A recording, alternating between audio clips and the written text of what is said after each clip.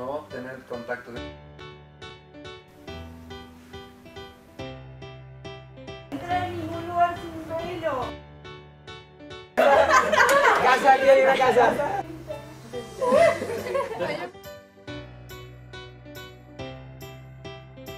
Farah. Marc. Yo tengo dos nombres. Silvia. Mohamed Said. Soy una chica tímida. Gracioso, alegre y un poco raro. Soy musulmana.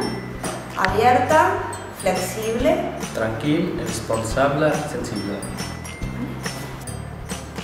Me identifico con el mundo, la humanidad. Tímido pero valiente. Barcelona es interculturalidad. Grandeza. Mucha gente diferente. Barcelona es muy fantástica. Mar, montaña, personas. Carismática. Comida. Diversidad. Prejuicios. Creatividad. Mezcla. Es fiesta.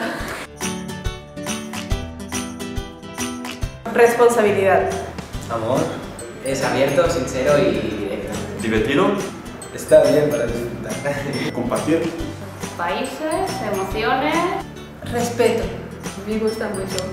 Y hermoso. Y mucho aprendizaje. Aprendizaje. Aprendizaje. Y aprendizaje.